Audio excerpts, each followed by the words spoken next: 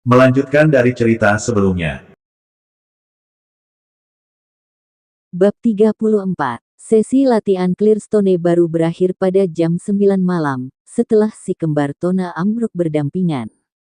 Mereka telah benar-benar kehabisan kekuatan fisik dan mental mereka sehingga mereka akhirnya jatuh pingsan. Z mendecakkan lidahnya dan memanggil tim medis. Sementara itu, Jin tidak sepenuhnya setuju dengan pernyataan pamannya itu. Ini cukup mengesankan, mereka telah bertahan selama ini di tempat pertama.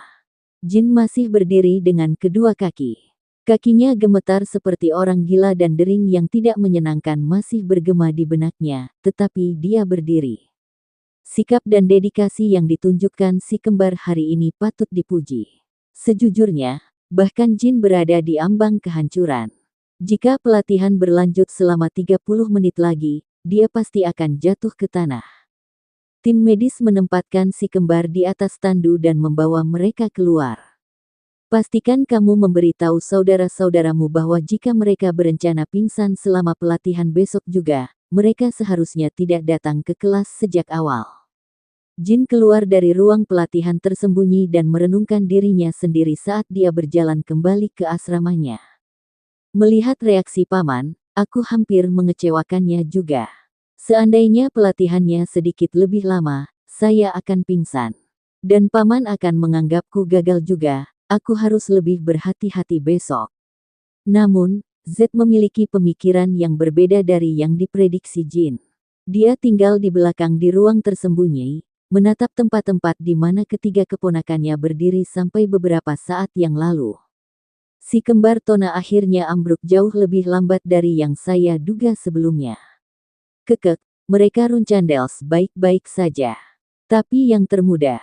Meskipun 2 tahun lebih muda dari si kembar, dia berhasil menjalani pelatihan hari ini tanpa jatuh pingsan. Itu adalah prestasi yang luar biasa, mengingat tubuhnya belum berkembang sebanyak mereka. Memalukan, memalukan. Kenapa dia harus dilahirkan sebagai yang termuda? Menurut apa yang disaksikan Z hari ini, Jin adalah anak paling berbakat di antara 13 anak Chiron. Meskipun masih diperdebatkan apakah dia lebih baik dari Luna atau tidak, dia jauh lebih berbakat daripada Yoshua, yang akan segera menjadi patriark. Namun, dia terlalu muda. Jin baru berusia 15 tahun. Bahkan jika dia berlatih dengan serius dan menjadi ksatria bintang 9 pada usia 30 tahun, Yoshua sudah akan memimpin klan saat itu. Hari-hari ini, otoritas dan kekuasaan patriark perlahan mulai dialihkan ke Yoshua. Sangat pelan, tapi pasti. Kalau saja dia lahir 10 tahun lebih awal, dia pasti sudah memiliki klan Runcandel dalam genggamannya. Saat ini, bakat dan kecepatan pertumbuhan Jin adalah benih yang akan menabur kekacauan dan malapetaka di klan.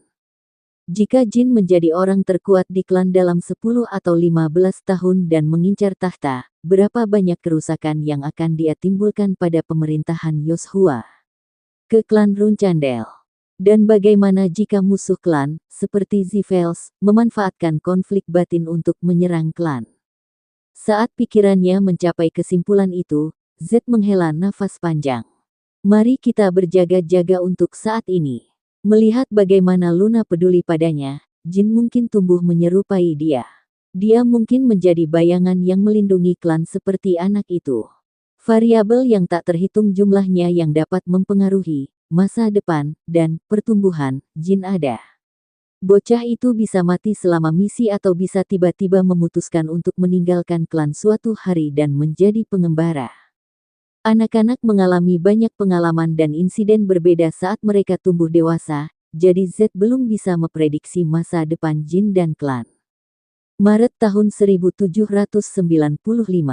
Sebulan telah berlalu. Jin dan si kembar Tona berada dalam perang terbuka untuk hegemoni sejak hari pertama, tetapi karena mereka terjebak di ruang pelatihan Clearstone sepanjang sore, tidak ada pertarungan nyata di antara mereka.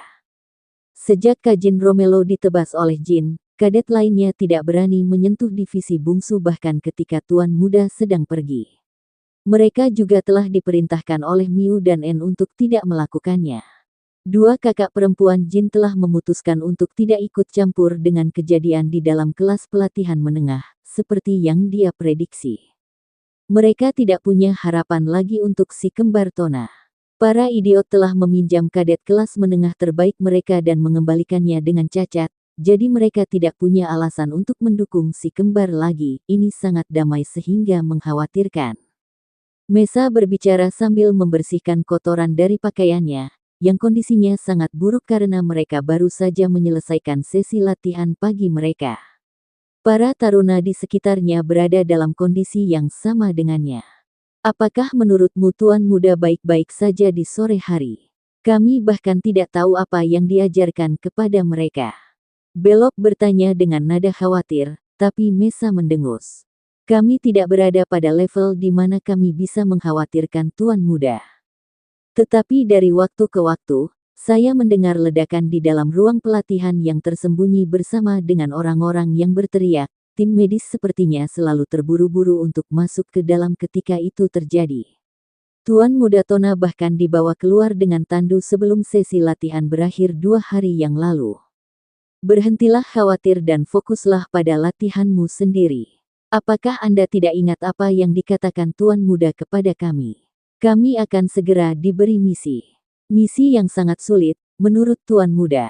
Kecuali Mesa, Scott, Sushen, Taimon dan Kiko, anggota divisi termuda lainnya tidak mencapai tingkat rata-rata taruna kelas menengah. Dengan kata lain, Eddington, Sierra, Pils, dan Belok belum seharusnya dikirim untuk misi. Yah, secara teknis, Belok cukup terampil. Dia hanya belum memulihkan kekuatan mental yang cukup baik untuk memanfaatkan kemampuannya secara maksimal. Aku tidak ingin menjadi penghalang bagi Tuan Muda mulai sekarang. Jadi kita harus fokus pada masalah kita sendiri sekarang. Kita semua harus mencapai bintang 3 setidaknya sebelum kita diberikan misi pertama kita. Dia benar, dan berkat Tuan Muda Jin kami tidak diganggu atau dianiaya selama perang faksi ini. Para taruna mengangguk dengan ekspresi tegas. Asisten instruktur kelas pelatihan menengah, Mael Trasil, berteriak keras. Ada total 3 asisten instruktur di kelas menengah, dan mereka semua adalah ksatria pelindung dari klan Runcandel. Mael adalah asisten instruktur utama. Misi pertama dari kelas menengah tahun ini telah dikeluarkan. Ada total 5 misi. Sekarang saya akan memanggil nama. Para taruna yang namanya dipanggil harus melangkah maju. Total ada 60 taruna yang akan diberangkatkan kali ini. Para taruna yang telah menghabiskan beberapa tahun di kelas menengah tidak menunjukkan reaksi tertentu. Namun, mereka yang berusia 3 tahun atau kurang menunjukkan ekspresi tegang. Yang pertama adalah misi penaklukan monster. Target penaklukan adalah Goblin. Anda akan mendengar detail misi dari Petro, kepala pelayan kedua. Taruna yang terlibat adalah Denkelo, Atan, John. Yang kedua adalah misi pengawal. Para komisaris yang membutuhkan perlindungan adalah para pemula di dalam asosiasi Mince Smithy. Akan bermanfaat bagi sebagian dari Anda jika Anda bersahabat dengan mereka. Mereka yang terlibat adalah Houston, Bading. Misi ketiga adalah penaklukan monster lainnya. Targetnya adalah Orc kali ini. Area operasi juga merupakan zona yang tidak terlindungi. Tangan Mael berhenti begitu dia membalik halaman. Dia mengerutkan kening sebelum memastikan dia telah membaca nama-nama tepat di dokumen. Area operasi adalah area yang tidak terlindungi, tetapi semua taruna adalah pendatang baru. Tuan Muda Jin akan tidak senang dengan ini. Akan sulit bagi semua orang untuk kembali hidup-hidup. Tapi itu tidak seperti kita bisa mengeluh kepada pembawa bendera. Mael terbatuk canggung sebelum menyelesaikan kalimatnya. Mesa, Scott, Taimon, Kiko, Sushen, Eddington, Sierra, Pils, dan David. Petro akan memberitahu Anda tentang detailnya juga. Saya menawari Anda semua kecepatan dewa. Keributan dimulai di antara taruna menengah. Bukan hanya para orc target, tetapi mereka juga memasuki zona yang tidak terlindungi. Setengah atau lebih dari divisi termuda pasti akan mati selama misi ini. Namun, tidak ada satu kata pun protes yang ditujukan kepada asisten instruktur. Karena pembawa bendera telah memilih barisan ini, mereka tidak memiliki suara dalam hal ini.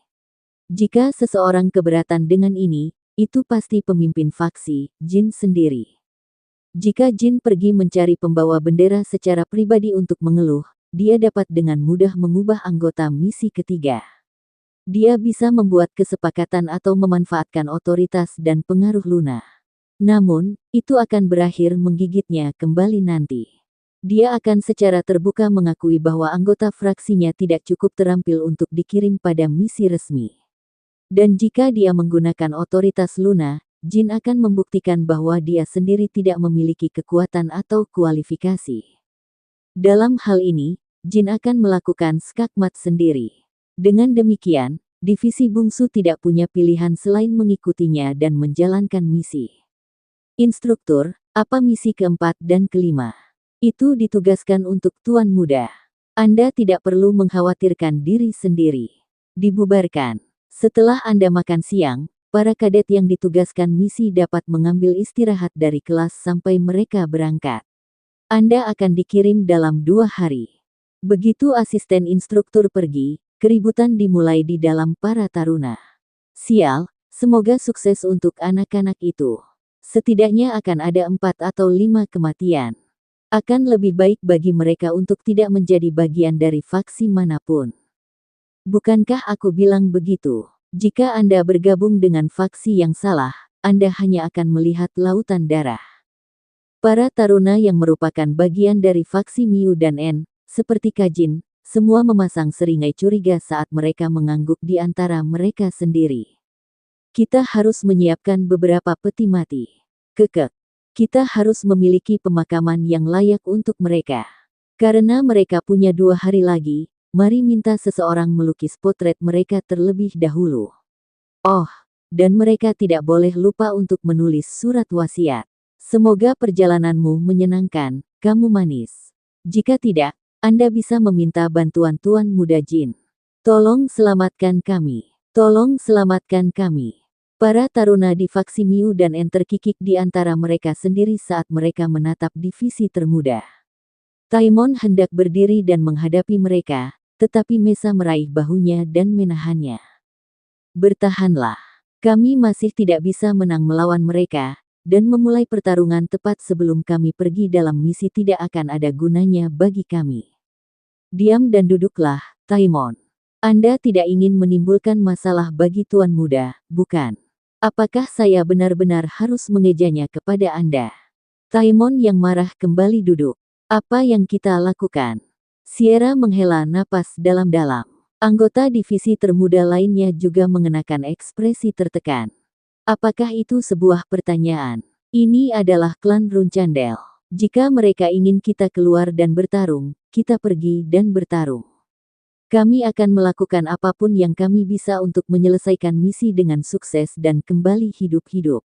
Itulah satu-satunya cara kita bisa menginjak-injak harga diri para bajingan itu dan mempermalukan mereka. Mesa berbicara sambil menggertakkan giginya. Meskipun wajahnya percaya diri, tangannya gemetar ringan. Tidak, dia tidak takut mati. Dia hanya kecewa pada dirinya sendiri bahwa dia hanya bisa menjadi penghalang bagi Tuan Muda Jin dan menyebabkan masalah baginya. Clearstone milik Haitona telah meledak. Ini sudah menjadi batu ketiganya hari ini. Kelereng baja menyerempet Daytona dan menuju Jin, yang berkonsentrasi pada pedang dan bola bajanya sendiri. Haitona dipukul di dada, dan Jin di sayap. Seandainya bola bajanya sendiri yang meledak, Jin akan menghindari proyektil itu. Tapi bola orang lain meledak dan kelereng beterbangan ke arahnya dari samping. Bahkan itu tidak bisa dihindari baginya. Z sedang duduk di sudut, dengan tenang membaca dokumen misi seolah-olah dia tidak peduli apa yang terjadi pada mereka. Persetan, apakah kamu baik-baik saja? Ya, aku baik-baik saja, Daytona. Maaf, Jin, aku tidak melakukannya dengan sengaja. Haitona dengan takut mendekati Jin. Daytona mengikutinya sambil menggaruk bagian belakang kepalanya. Saat dia melihat tindakan mereka, Jin mulai bertanya-tanya apakah mereka benar-benar maniak pembunuh jahat yang sama dari kehidupan pertamanya. Saya baik-baik saja. Tapi mulai sekarang, aku ingin kalian berdua berlatih di pojok sana. Si kembar Tona menggerutu saat mereka mendorong meja mereka ke sudut. Ada alasan mengapa si kembar begitu patuh pada adik laki-laki mereka. Setelah menghabiskan waktu berlatih bersama selama sebulan penuh, mereka segera menyadari bahwa kata-kata paman mereka benar. Jangan menghadapi yang termuda sampai kalian berdua cukup kuat. Artinya, jika Anda ingin berumur panjang, jin yang mereka saksikan sejauh ini adalah binatang buas. Hari ini, si kembar Tona akhirnya mendapatkan kekuatan yang cukup untuk membuat clear stone meledak 3 hingga 4 kali per sesi. Namun, jin sudah meledakkan stone sejak beberapa hari yang lalu, menciptakan 5 hingga 6 ledakan setiap sesi. Hari ini, saya pasti akan membuat suara yang jernih. Pastinya. Pinggangnya berdenyut karena rasa sakit. Dia tidak merasakan tulang rusuknya retak, jadi dia baik-baik saja secara fisik. Namun, napasnya benar-benar tidak menentu sekarang. Jin memejamkan matanya dan mengatur napasnya. Dia secara tidak sadar dapat melihat permukaan Clearstone, kekakuannya, dan bobotnya dalam pikirannya, meskipun dalam kegelapan. Saat rasa sakit di pinggangnya terus mengganggu fokusnya, Jin merasakan perubahan yang tiba-tiba. Sensasi aneh menguasai indranya. Untuk beberapa alasan, dia bisa dengan tepat melihat ke arah mana marmer baja itu terbang untuk memukulnya meskipun matanya tertutup. Itu ditarik dalam pikirannya. Apa ini? Kenapa aku tiba-tiba merasa seperti? Saat dia hendak membuka matanya dan memverifikasi lintasan marmer yang sebenarnya, Z tiba-tiba berdiri. Jin dan si kembar Tona segera berlari di hadapannya dan mengoreksi posisi mereka. Rincian misi Anda telah disampaikan. Bab 35. Misi si kembar Tona adalah menghadiri sebuah upacara. Mereka diperintahkan untuk menghadiri beberapa acara dan pesta yang diselenggarakan oleh Kaisar Vermont dan Adipati Kekaisaran untuk menjilat mereka.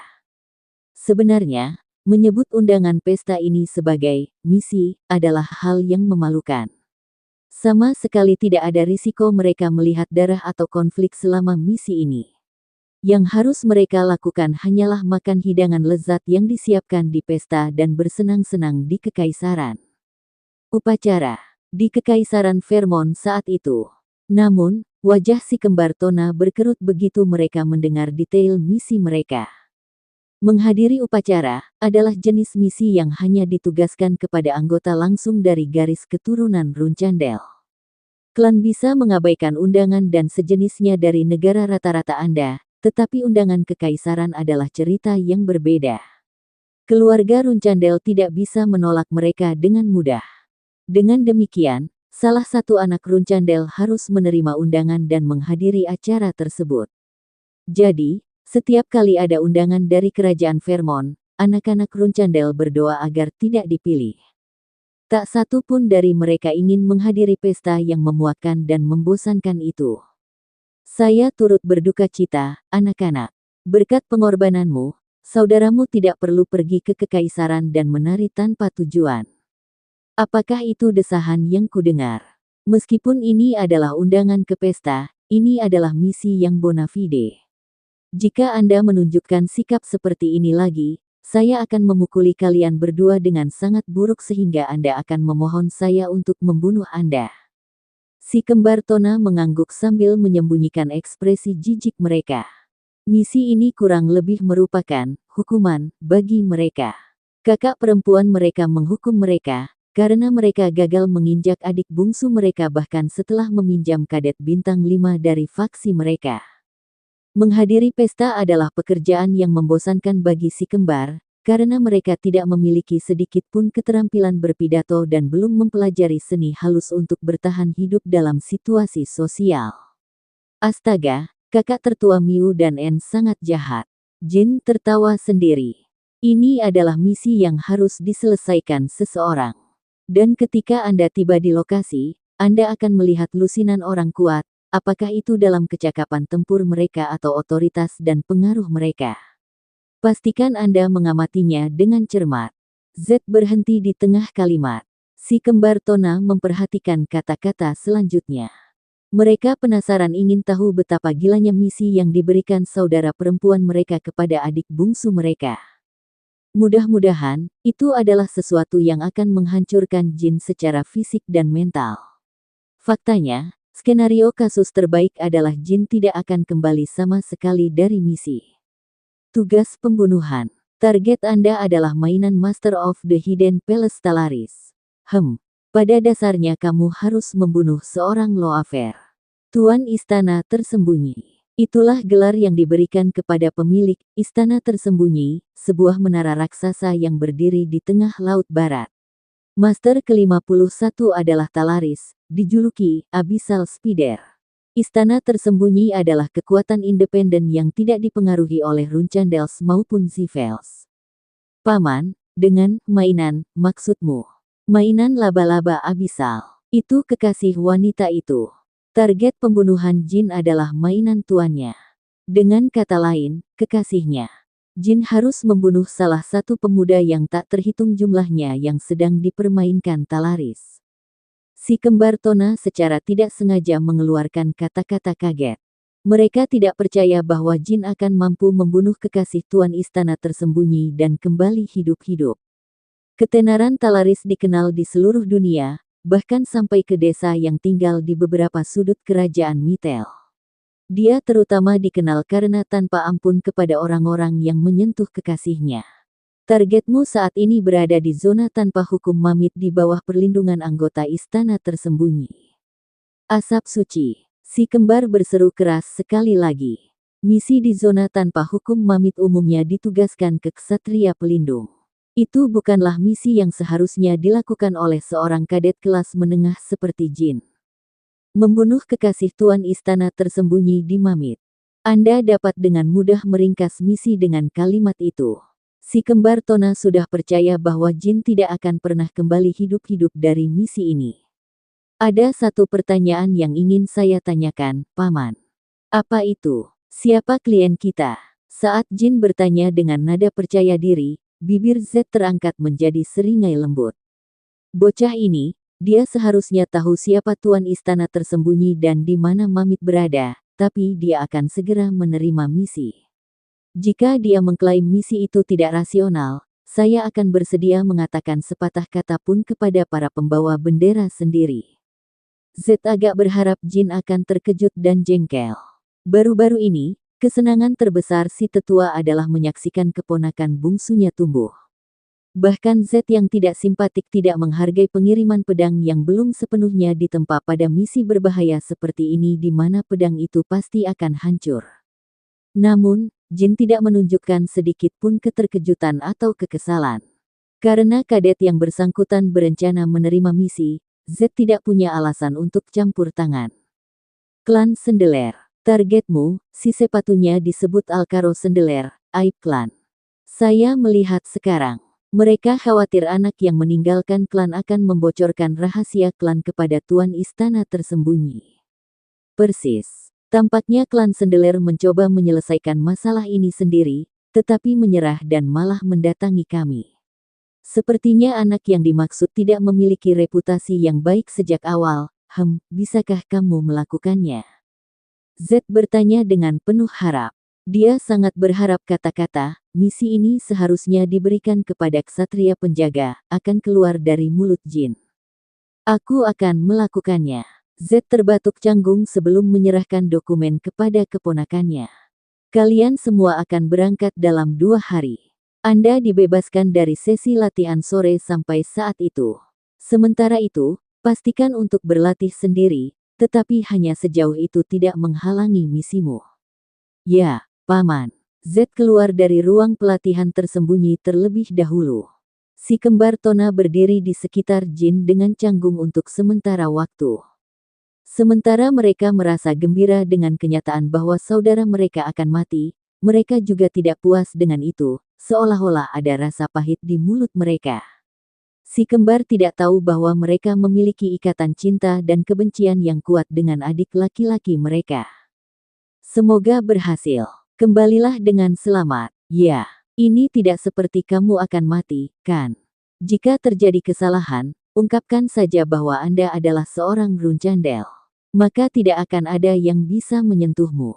Haha, astaga, apakah Anda khawatir tentang saya? Aku tidak tahu kalian berdua memiliki sisi yang menggemaskan untukmu.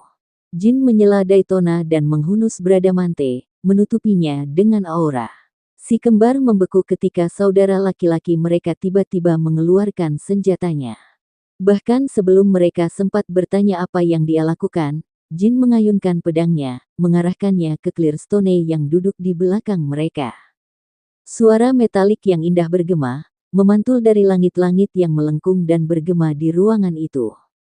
Jin tersenyum puas, dia tiba-tiba merasa seperti dia pasti akan berhasil jika dia menabrak Clearstone sekarang, dan perasaan itu berubah menjadi kenyataan dalam beberapa saat. 1 bulan telah berlalu sejak mereka mulai berlatih dengan Clearstone. Jin tidak tahu betapa tak terbayangkannya rekor ini. Kalian berdua harus membuat pilihan, kakak-kakak. Apakah Anda lebih suka kakak perempuan kami, atau saya? Si kembar Tona menelan ludah sebelum mengangguk dengan canggung. Jin kemudian keluar dari ruangan, meninggalkan mereka berdua dalam diam. Apa yang kita lakukan? Saya tidak tahu. Kakak-kakak sudah gila, sedangkan adik laki-laki kita tidak waras. Serius, tapi saya pikir yang termuda lebih menakutkan daripada kakak tertua. Saya setuju. Si kembar menghela nafas kecewa. Setelah berjalan keluar, Jin tidak peduli dengan misinya. Daripada tugas yang berbahaya, pikirannya jauh lebih tertarik pada topik lain. Apa sensasi itu sebelumnya? Marmer baja yang terbang keluar dari Clearstone Haytona telah meledak. Setelah terkena itu, Jin tiba-tiba membayangkan lintasan detail marmer di benaknya tanpa alasan. Rasanya juga jika kelereng lain datang dari arah yang sama, dia akan bisa menghindarinya. Saya harus bertanya kepada Elder Sister Luna tentang ini setelah saya kembali dari misi saya. Sensasi ini mungkin berhubungan dengan pelatihan yang saya lakukan dengannya. 2 hari berlalu dalam sekejap. Mereka yang telah ditugaskan misi telah menyelesaikan persiapan mereka kemarin. Yang tersisa untuk dilakukan adalah pergi ke gerbang transfer Hupester dan berteleportasi ke tujuan masing-masing. Tuan Muda, sebelum dia naik kereta baja, anggota divisi termuda memanggilnya. Mereka semua memasang ekspresi muram, seolah-olah mereka adalah kawanan sapi yang dibawa ke rumah jagal. Tidak ada yang bisa menebak berapa banyak dari mereka yang akan mati dalam misi mereka yang akan datang. Namun, itu bukan satu-satunya alasan mereka sedih. Kami mendengar Anda akan pergi ke zona tanpa hukum Mamit. Memang, saya harus pergi ke gerbang transfer secara terpisah karena saya ditugaskan dengan misi pembunuhan.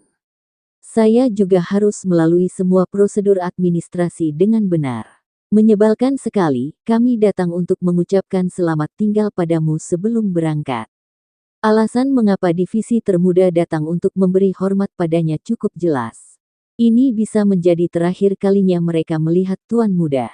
Tidak hanya kemungkinan beberapa dari mereka akan mati selama misi mereka di daerah yang tidak terlindungi, Tuan Muda Jin sendiri ditugaskan dengan misi di mana dia memiliki peluang 80% untuk mati. Selain Jin, semua orang di kelas menengah mengira dia menuju kematiannya. Tidak perlu untuk, kenapa, menurutmu kita tidak akan pernah bertemu lagi? Jin berkata dengan nada main-main, yang membuat Mesa menghela napas dalam-dalam. Taruna lain bahkan tidak bisa mengangkat kepala mereka dengan benar untuk menghadapi Tuan Muda. Yah, memang benar bahwa hidup tidak selalu berjalan seperti yang diharapkan. Beberapa dari kita mungkin mati dalam misi kita jika kita tidak beruntung. Kami akan baik-baik saja, tapi misi yang ditugaskan padamu adalah... Astaga, tidak perlu mengkhawatirkanku, anak-anak nakal. Fokus pada misimu sendiri saja, oke? Iya, pergilah, kalau begitu, kita akan bertemu satu sama lain ketika kita kembali. Divisi termuda dengan ragu-ragu berdiri di sekitar sebelum menyusuri koridor. Anak-anak yang begitu menawan. Jaga mereka tetap aman, Murakan. Anggap saja sebagai istirahat, Gili. Apakah Anda ingin beberapa souvenir dari Mamit? Saya tahu bahwa Anda lebih kuat dari taruna kelas menengah, Tuan Muda, tapi harap berhati-hati. Mamit adalah tempat yang berbahaya. Untuk berpikir bahwa kamu harus membunuh kekasih Tuan Istana Tersembunyi, tolong jaga dirimu baik-baik. Iya, sampai jumpa. Jin tidak naik kereta baja, melainkan menunggang kuda. Dia sudah mengecat rambutnya menjadi coklat kemarin dan saat ini berpakaian seperti seorang musafir biasa. Bocah itu membawa bradamante, tetapi dia telah menutupi bilahnya dengan lapisan logam untuk menyembunyikan warna normalnya. Dengan penyamaran seperti itu, tidak ada yang akan menganggapnya sebagai runcandel. Ini adalah misi keduanya tetapi misi solo pertamanya. Seperti yang dikatakan Gili, Jin saat ini adalah kekuatan yang harus diperhitungkan jika kamu memperhitungkan semua kemampuannya. Meski begitu, misi itu berbahaya di mana dia bisa kehilangan nyawanya. Namun demikian, Jin tidak takut. Faktanya, dia sangat bersemangat tentang bagaimana dia bisa menggunakan kekuatan spiritual dan sihir sebanyak mungkin. Saya selalu ingin mengunjungi Mamit sejak kehidupan masa lalu saya. Sebelum kemundurannya, guru sihir Jin telah menyebutkan bahwa Mamit lebih merupakan kota romantis daripada yang dia duga. Setelah menghabiskan 2 tahun di Mamit, tuannya akan menceritakan kisah-kisah indah tentang kota itu. Di dalam cerita-cerita itu ada banyak detail tentang kota dan penduduknya. Saya ingat guru mengatakan bahwa pub di pusat kota adalah lokasi di mana informan dan mata-mata sering pergi. Dan jika saya ingin membeli informasi kelas atas, saya harus pergi ke pasar gelap bawah tanah. Memikirkan bahwa cerita membosankan tuannya akan berguna seperti ini. Tentu saja, ada perbedaan periode waktu, jadi beberapa informasi mungkin tidak akurat untuk saat ini.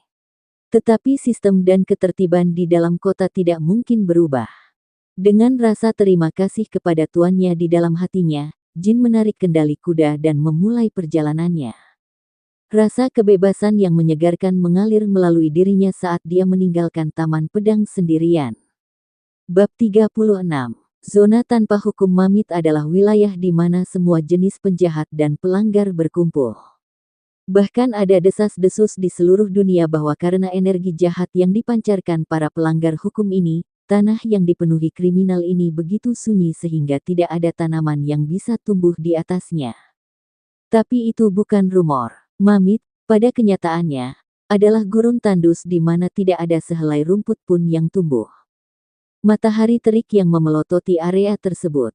Para penjahat yang merangkak di kota kecil seperti serangga menjijikkan. Tidak ada pintu gerbang untuk memasuki kota. Hanya ada plang rusak yang dikelilingi sampah. Dan begitu Anda berjalan melewati rambu itu, Anda berada di dalam Mamit. Ini dia pendatang baru, dasar bajingan. Seorang pria bertubuh besar berteriak saat dia menerobos masuk ke dalam salah satu pub di pusat kota. Dia membawa tongkat besi yang sama besar dan menakutkan di punggungnya. Bewahaha, pendatang baru pantatku. Saya yakin Anda kembali karena Anda dimasukkan ke dalam daftar orang yang dicari lagi. Sialan, apakah Anda salmon atau sesuatu? Berhentilah selalu kembali, Imau. Orang-orang di dalam pub bersorak gembira karena mereka semua mengenali pria bertubuh besar itu. Mengejek seseorang sampai kehilangan suaranya, menunjuk jari, dan melempar seluruh cangkir bir adalah cara tradisional Mamit untuk menyapa orang lain. Muk tebal menabrak kepala dan dada pendatang baru itu. Pecahan kaca menutupi lantai bersama dengan lautan bir. Namun demikian, bartender itu bahkan tidak repot-repot melirik kekacauan itu, apalagi membersihkannya. Pria raksasa yang terkena cangkir yang tak terhitung jumlahnya tersenyum senang dan meraih salah satu pecahan kaca di lantai. Tak lama kemudian, pemandangan yang biasanya hanya bisa dilihat di sirkus terjadi. Pria itu mengunyah potongan kaca dan menelannya. Betul sekali, aku salmon. Tempat kelahiran The Great Tong yang sebenarnya ada di sini, di Mamit. Minumlah, semuanya. Minumannya ada padaku hari ini. Astaga, pikir. Apa yang Anda lakukan kali ini sehingga Anda harus melarikan diri dan kembali ke sini? Ayo, bicara. Mari kita dengarkan ceritanya. Kuhahaha. Aku, Great Tong, bersenang-senang dengan wanita jalang kelas atas di kerajaan Ekan. Oh, Siapa itu? Tidak tahu, hanya seorang gadis dari keluarga bangsawan. Dan saya membunuh 5 penjaga yang datang untuk menangkap saya. Astaga, apakah mereka benar-benar berpikir mereka bisa menangkapku dengan penjaga biasa?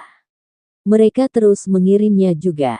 Kuhaha, orang-orang bodoh sialan itu. Ya, itu sebabnya saya menghancurkannya seperti kentang tumbuk. Sekitar 50 dari mereka.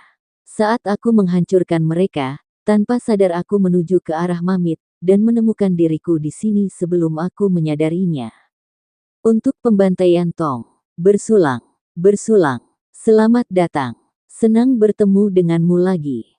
Para pria sedang mengosongkan gelas mereka. Kegilaan gaduh menjadi tenang karena semua orang sibuk menghabiskan bir mereka.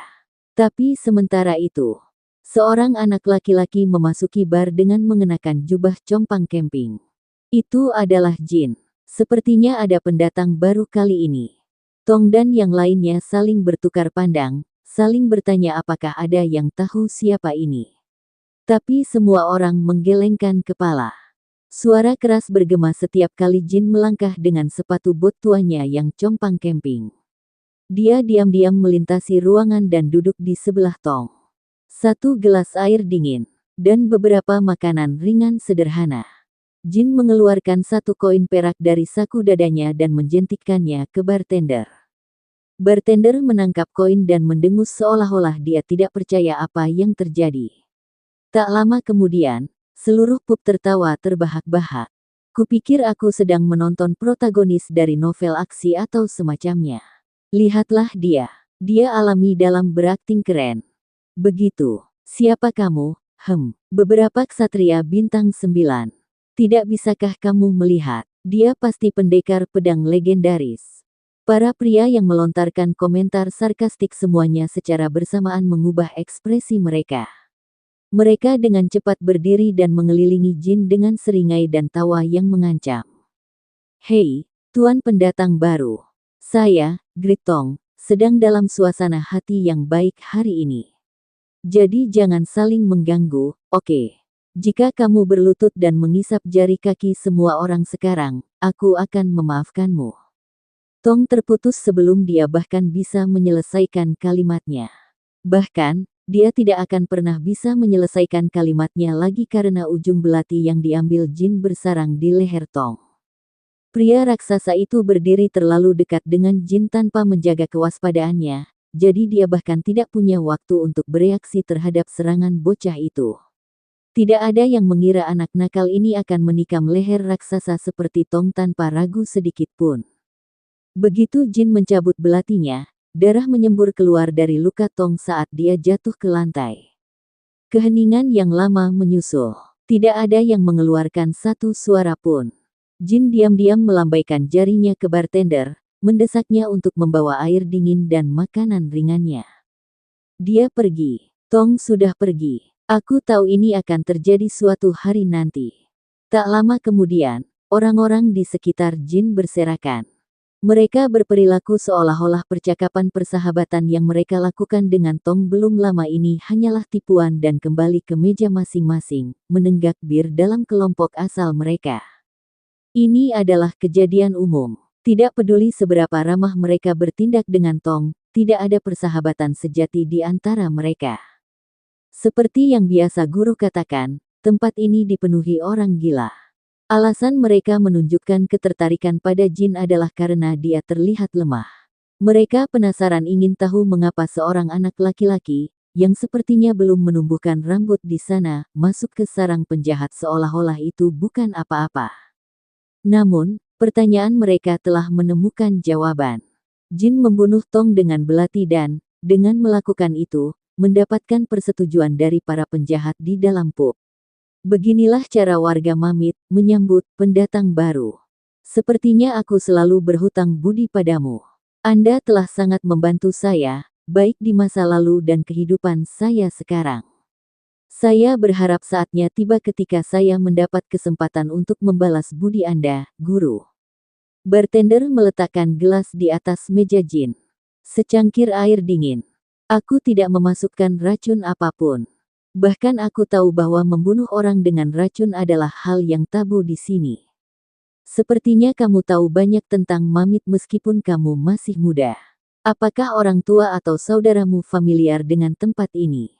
Bukan urusanmu. Kali ini, Jin menjentikkan koin emas ke bartender, yang hanya mengangkat bahu sebagai jawaban. Apa yang kamu inginkan? Narkoba. Ada satu produk yang sedang menggila di Mamit baru-baru ini. Atau sedang mencari seseorang. Yang terakhir, apakah itu cukup untuk menutupi biayanya? Pelayan bar menggosok koin dengan sapu tangan dan dengan tenang menimbangnya dengan tangannya. Bobotnya yang besar membuktikan bahwa itu adalah koin emas asli. Tergantung pada siapa yang Anda cari. Apakah ada seseorang yang pergi dengan hister di daerah ini? Tidak, itu, aku yakin. Jin mendecakkan lidahnya seolah dia kecewa. Saya melihat, kemudian hanya membawa makanan ringan saya. Dan jika Anda bisa, merekomendasikan beberapa penginapan untuk menginap malam ini. Lebih disukai tempat tanpa serangga. Tempat tanpa serangga, menandakan penginapan teraman di Mamit. Kalau begitu aku baru tahu tempatnya. Ada sebuah penginapan bernama Moonlit Well di sebelah barat kota. Raja Mamit tinggal di sana, jadi tidak perlu membuat keributan saat Anda masuk. Terima kasih. Jin mengosongkan sepiring roti kasar dan bacon keringnya sebelum meninggalkan pub. Suasana di dalam Moonlit Well sangat berbeda dari pub, karena orang-orang paling berpengaruh di Mamit tinggal di dalamnya. Itu sangat bersih dan teratur, seperti penginapan biasa di luar Mamit. Itu tidak sebanding dengan penginapan kelas atas di kota besar. Tapi setidaknya, klien tidak akan menemukan penjahat rendahan yang berperilaku seperti anjing liar. Bahkan jika dia adalah kekasih tuan istana tersembunyi, dia hanyalah aib klan Sendeler. Ini adalah satu-satunya tempat di mana Alkaro Sendeler bisa tinggal di kota. Tidak perlu pergi ke pasar gelap bawah tanah untuk membeli lebih banyak informasi tentang Alkaro. Menurut dokumen dan informasi yang dikirim oleh klan Sendeler ke Runcandels, Alkaro bukanlah seseorang yang rela menghabiskan malam di penginapan yang kotor dan lembab. Dia adalah bocah kaya yang sombong yang tidak mengalami kesulitan dalam hidup. Alkaro Sendeler bertindak patuh kepada orang kuat dan sombong kepada yang lemah. Dia hanya menginginkan barang dan jasa premium dan terobsesi dengan kesenangan hedonistik. Satu-satunya kualitas yang dia miliki adalah ketampanan dan garis keturunannya. Hanya ada satu alasan mengapa celana mewah ini tinggal di kota yang berbahaya ini. Itu adalah skema dangkal yang mencoba untuk mendapatkan kembali perhatian tuan istana tersembunyi, karena dia baru-baru ini asyik dengan kekasih lain. Amukan kekanak-kanakan sepanjang baris, akankah kamu benar-benar tidak menunjukkan perhatian kepadaku ketika aku berada di tempat yang berbahaya? Tetapi jika tuan istana tersembunyi benar-benar memperhatikannya dan datang ke Mamit untuk memeriksa Alkaro sekarang, Jin tidak akan memiliki kesempatan lain untuk membunuhnya untuk waktu yang lama. Jika Master sendiri melindungi Alkaro secara pribadi, bahkan Luna tidak akan bisa membunuhnya. Itulah mengapa klan Sendeler segera menugaskan Runcandels menggunakan kesempatan ini. Untuk saat ini, rumor tentang saya akan menyebar di sekitar Mamit. Hal-hal seperti, seorang anak membunuh Tong segera setelah dia tiba, dan dia mencari seseorang bernama Hister, harus menyebar ke semua orang. Jin telah mendatangkan malapetaka di pub karena suatu alasan. Setelah menyebabkan keributan di lokasi di mana informan berpangkat rendah berkumpul, dia telah menyebarkan informasi palsu, mengatakan bahwa dia sedang mencari Hister. Bahwa dia telah datang sejauh ini untuk mencari orang yang spesifik ini. Dan rumor ini akan mencapai pengawal istana tersembunyi yang melindungi Alkaro dalam sehari.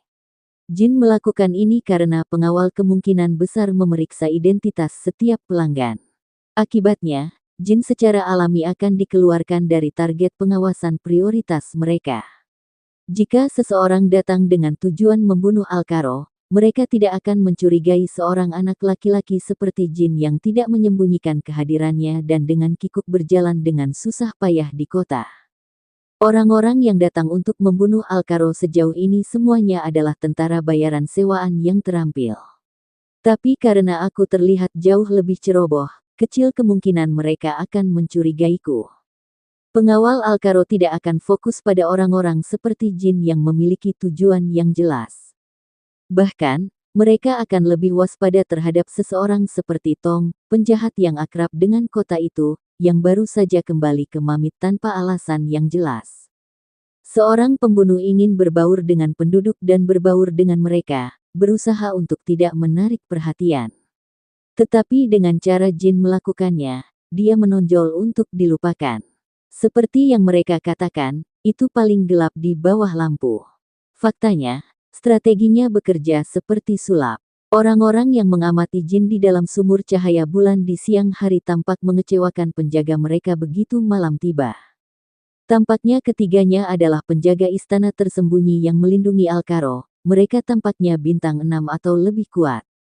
Jika saya menghadapi mereka secara langsung, saya memiliki peluang yang sangat kecil untuk menang. Jika dia sepenuhnya menggunakan kekuatan sihir dan spiritual, jin entah bagaimana bisa menghadapi salah satu dari mereka. Tapi 2 atau lebih tidak mungkin. Sepanjang hari berlalu, tetapi Alkaro tidak terlihat. Jin sampai pada kesimpulan bahwa Alkaro terus-menerus tinggal di dalam kamarnya, memakan makanan yang dibawakan pengawalnya. Tidak mungkin membunuhnya dengan memasuki kamarnya. Mungkin ada lebih banyak pria yang berjaga di dalam setiap saat. Kalau begitu, aku harus menunggu dia keluar. Jin mengingat kepribadian Alkaro seperti yang tertulis dalam dokumen yang dikirim oleh klan Sendeler. Alkaro Sendeler terobsesi dengan kesenangan hedonistik. Tiba-tiba, Jin teringat sesuatu yang dikatakan bartender padanya sehari sebelumnya di pub. Apa yang kamu inginkan? Narkoba. Ada satu produk yang sedang menggila di Mamit baru-baru ini. Sangat mungkin Alkaro terjebak di kamarnya menggunakan narkoba. Begitu pikirannya mencapai kesimpulan itu, Jin menyeka dahinya dan turun ke lobi. Dia berencana membuka yang dingin dan mengenal yang lain di lobi. Tetapi begitu dia tiba, dia harus mencegah keterkejutan dan keterkejutannya muncul di wajahnya. Kenapa? Kenapa kamu tidak bisa melakukannya? Kamu baik-baik saja sampai kemarin. Aku tidak bisa melakukannya lagi. Sialan. Dapatkan lebih banyak lagi, aku memberitahumu. Pemuda yang mengamuk di tengah lobi adalah Alkaro Sendeler sendiri. Jin telah mengingat wajah targetnya terlebih dahulu, jadi dia langsung mengenalinya. Tampaknya dia marah karena salah satu pengawalnya tidak memberinya lebih banyak obat. Dacebak rendahan khasmu. Jin tersenyum jahat dalam pikirannya. Bersambung.